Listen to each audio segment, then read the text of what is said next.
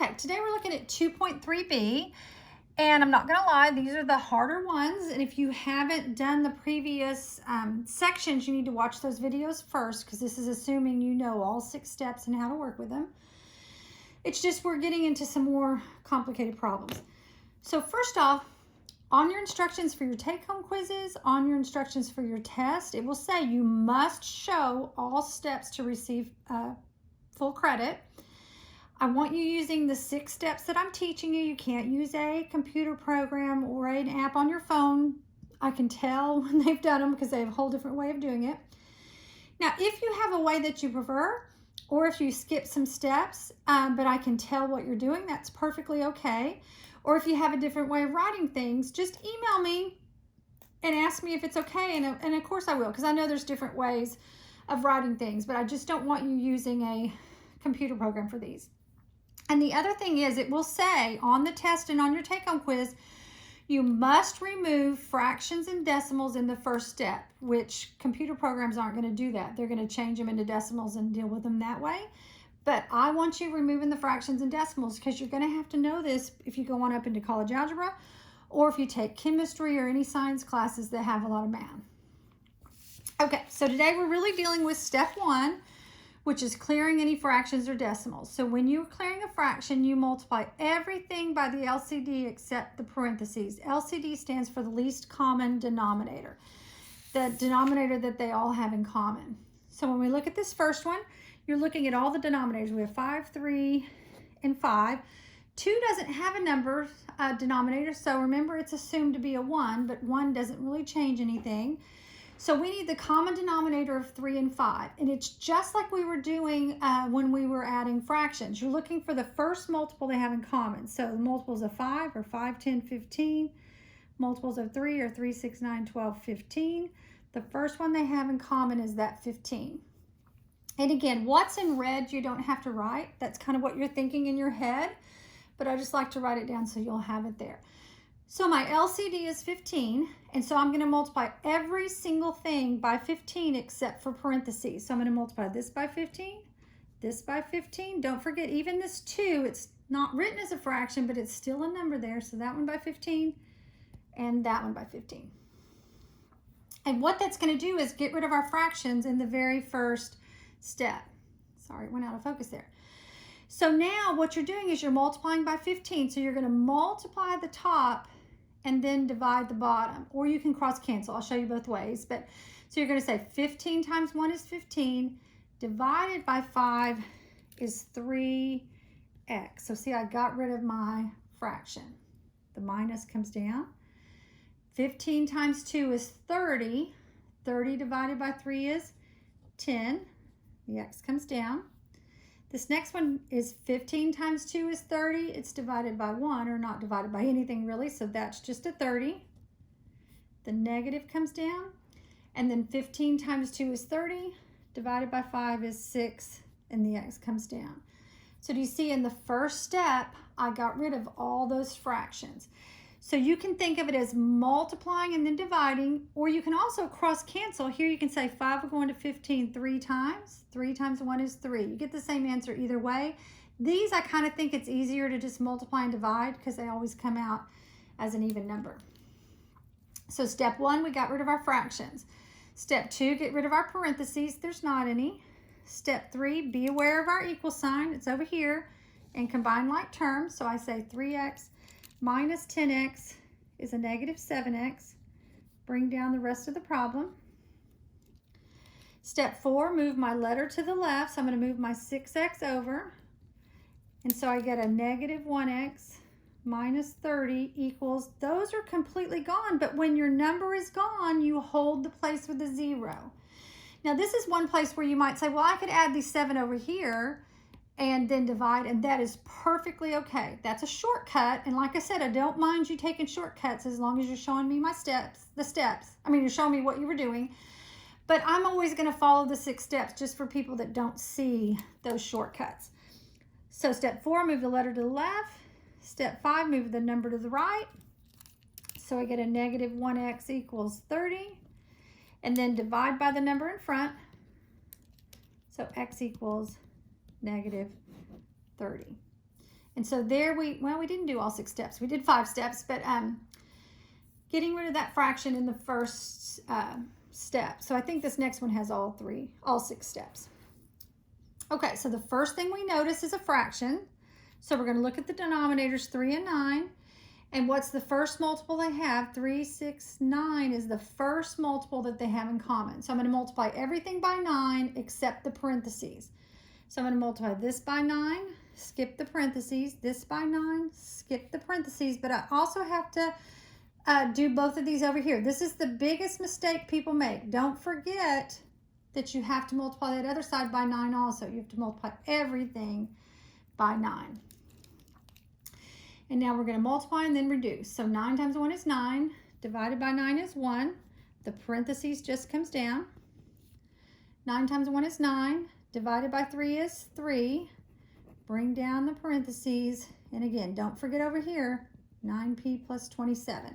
Usually if you got it wrong, it's that you forgot to multiply the other side. So step 1, we got rid of our fractions. Step 2, get rid of our parentheses. So we're going to distribute. So 1 times p is p, 1 times 18 is 18, 3 times 2p is 6p, and 3 times 3 is 9. Bring down the rest of the problem. That's a 6. I was saying I wrote what I said. Okay, step 3, be aware of your equal sign and combine like terms. So we're going to combine our p's and we're going to combine our numbers. So 1p plus 6p is 7p. 18 plus 9 is 27. Bring down the rest of the problem. Step 4, move your letter to the left. I'm kind of going quicker because hopefully you're getting to where this is second nature. Bring down my 27 equals 27. Step 5, move my number to the right. So again, they cancel out on both sides, but I still have left a p. That's what's important. I can solve for p because 27 minus 27 is 0. Just remember, when your number cancels out, it's just a 0. And then step 6, divide by -2. P equals 0. So that one did have all 6 steps.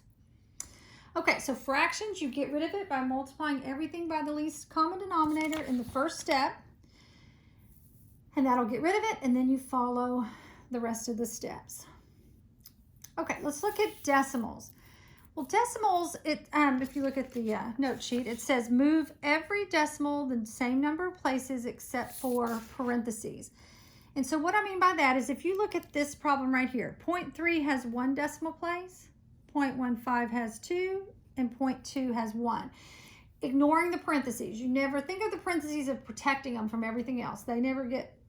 The parentheses never get messed with. And you don't have to show this step. But when I look at my decimals, I have a 0.3, a 0.15, and a 0.2. To make 0.15 a whole number, remember if you just have a number 7, the decimal is to the right of it. We don't ever write it because there's no need to. We know it's a 7. But as a decimal, it's a 7.0000 or whatever. But the decimal's to the right. So to make 15 a whole number, I need to move it 2 places to make it a 15. So your notes say to move them all the same number of places, because if I have to move that one 2 places, then I have to move this one 2 places and this one 2 places. But if I move a 0.3 2 places, I need to add a 0 in there. So that becomes a 30. And if I add 0.2 2 places, that becomes a 20. So you have to move them all the same number of places. So to get rid of this 0.3, this becomes a 30 times 30 plus a 15x equals a 20 times 30 plus x. So you get rid of those decimals in the first step. And then you're just following the rest of your steps. Step 2 is get rid of your parentheses. So I'm going to multiply here and here. So 30 times 30 is 900. A little shortcut on that if you don't know. If you've got lots of zeros, you just say 3 times 3 is 9, and you need both of those zeros. And then plus a 15x equals 2 times 3 is 6, and I need 2 zeros. And then 20 times x is 20x. Then step 3, be aware of your equal sign. It's right here, but I don't have anything to combine. So step 4, move your letter to the left. So I'm going to move my 20x over, and I have 900 minus 5x equals 600. Step 5, move my number to the right, so minus 900. So negative, 5x equals negative 300. Move it up a little bit. And then step 6, divide by the number and the sign in front. So this becomes an x equals, and again, an easier way to do this is just, well, the signs are alike, so it's positive. 30 divided by 5 is 6, and that 0 comes down. You just bring down that extra 0. And so that's getting rid of a decimal. If they have a different number of places, this one had 1 and this one had 2, you've got to move it the largest number of places. So I had to move them all 2 places. But look at this next one. This one has 2 places. This one has 2 places. This one has 2 places. So I really just need to move them all 2 places. So 0.92 just becomes a 92x.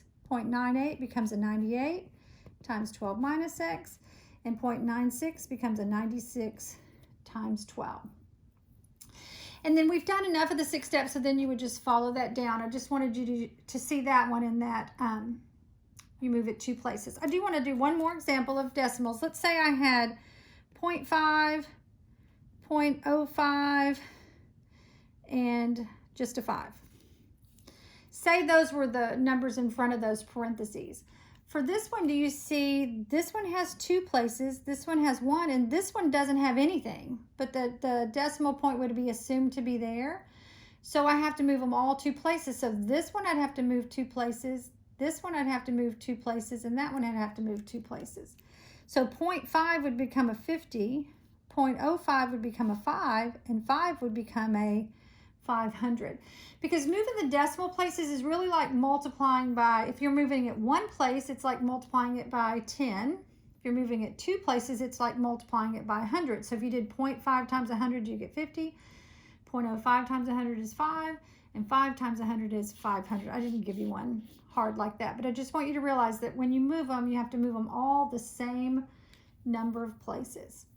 Okay, email me if you have any questions, and you're now ready for practice problems 2.3b.